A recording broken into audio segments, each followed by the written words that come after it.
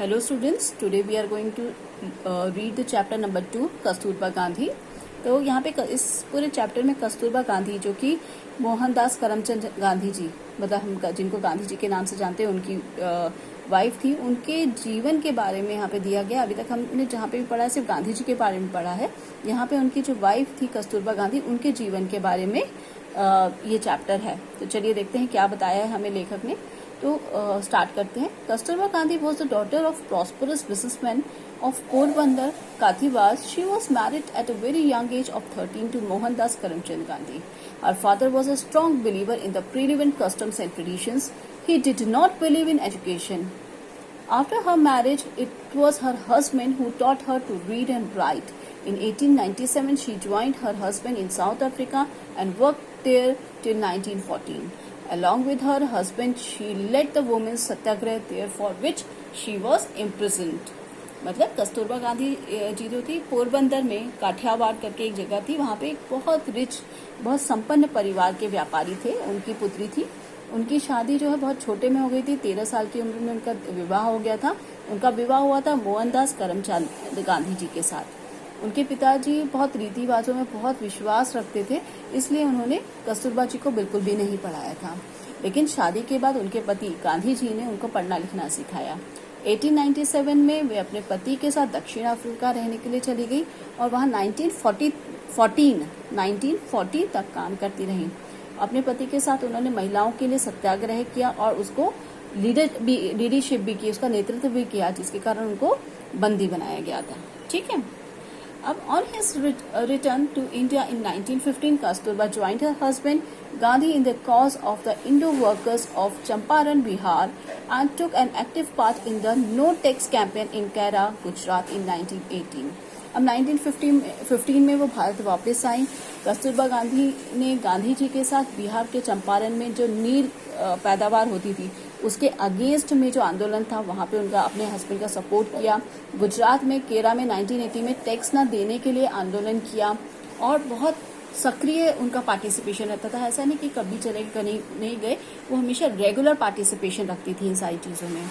Kasturba not only took part in the campaign but also delivered significant speeches wherever she went. For instance, addressing the women of Vadhatal village on 6th April 1918, she said, "The true religion of a woman is to follow the footsteps of her husband like Sita.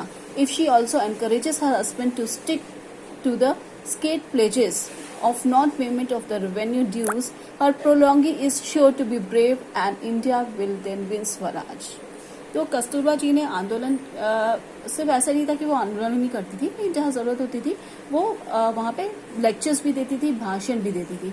यहाँ पे एक उदाहरण दिया गया कि 6 अप्रैल 1918 में उन्होंने बड़तल करके एक गांव था, वहाँ की महिलाओं को संबोधित करते हुए कहा कि कोई भी जो महिला है वो सही धर्म में अगर अपने पति के को फॉलो करती है, उनका रिस्पेक्ट करती है, तो वो बहुत अच्छी मानी जाती है और उसे हमेशा सीता की तरह अपने हस्बैंड का रिस्पेक्ट करनी चाहिए। यदि वह अपने पति को पवित्र वचन पर, ठीक है, तो दृढ़तापूर्वक चलने के लिए प्रोत्साहित करती है, तो उसकी आने वाली संतानें बहादुर होंगी और तब भारत स्वराज को जीतेगा। यानी कि जो भी उसका हस्बैंड एक बार बोल देता है वो उसको फॉलो कर पाए, इसके लिए वाइफ्स को हमेशा हस्बैंड को हेल्प करना चाहिए और ऐसा अगर वो करती है तो उनकी जो आने वाली पीढ़ियां होंगी या संतान होंगी उनको स्वतंत्रता जरूर मिलेगी। In the first non-corporation movement launched by Gandhiji, she accompanied him and went from village to village. Along with her husband, she made a special appeal to women, asking them to spin and wear khadi, boycott government schools and colleges, and remove untouchability. She was arrested in 1913 and again in 1932 for picketing liquors and foreign clothes shops. अब गांधी जी के द्वारा एक प्रथम असहयोग आंदोलन शुरू किया गया था। तो जब असहयोग आंदोलन शुरू हुआ तो वो गांधी जी के साथ पैदल ही गांव-गांव घूमी थी। अपने पति के साथ उन्होंने महिलाओं के लिए विशेष अपील की कि वे सूत को काटे, मीन्स जो चरखा चलाया जाता था ना जिसमें खादी के कपड़े बनाए जाते थे, तो सूत काटे, खादी के कपड़े पहने, सरकारी कॉलेज को और स्कूलों का बहिष्कार करें, है ना, और बाकी चीजों से दूर रहें और बाकी चीजों से वो दूर रहे। उन्होंने 1913 में फिर और 1932 में शराब और विलायती वस्त्रों के विरुद्ध जो आंदोलन किया उसके लिए उनको गिरफ्तार भी किया गया था। In 1939, she was arrested for participating in the Rajkot Satyagraha and was released only when Mahatma Gandhi began his fast. She was again arrested in August 1942 when proceeding to address a meeting for protest against the arrest of her husband and was lodged in a detained camp along with her husband in Pune. She looked after her husband when he undertook a 21-day fast in February 1943. Her health gradually broke down and she died in detention on 22 February 1944. During her entire life, she worked wholeheartedly for the welfare of people and the removal of untouchability. She lived a simple and assured life.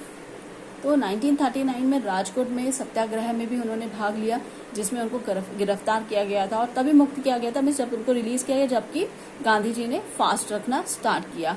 अगस्त 1942 में जब गांधी जी गिरफ्तार हुए, उनका एक भाषण चल रहा था, उसमें संबोधित करने के बाद उन्हें वापस गिरफ्तार किया गया और पूना में उनके पति के साथ उनको बंदी गृह में भी रखा गया। फरवरी 1943 में जब गांधी जी ने 21 दिन का उपवास का व्रत रखा, तब उन्होंने गांधी जी की बहुत ज़्यादा देखभाल की। धीरे धीरे उनका जो स्वास्थ्य है वो गिरता गया, उनकी तबीयत बहुत खराब रहने लगी और 11 फरवरी 1944 में उन्हें बंदी गृह में अपने प्राण त्याग दिए, मीन्स उनकी डेथ हो गई। उन्होंने जो अपनी पूरी लाइफ थी वो जन कल्याण के लिए और छुआछूत मिटाने के लिए लगा दी और उन्होंने हमेशा जो अपना जीवन दिया एक सादा और संयमी जीवन दिया। उनकी बहुत ज़्यादा डिज़ायर्स नहीं थी, इच्छाएं नहीं थी। उनकी जो इच्छा थी सिर्फ कि उनको लोगों का कल्याण करना था और अपने हस्बैंड की हेल्प में उन्होंने पूरा जीवन लगा दिया। तो ये था आपका chapter number 2 Kasturba Gandhi. Next video में हम इसके क्वेश्चन आंसर्स, वर्ड मीनिंग और पूरी एक्सरसाइज आपकी कंटिन्यू करेंगे। Till that okay then bye bye.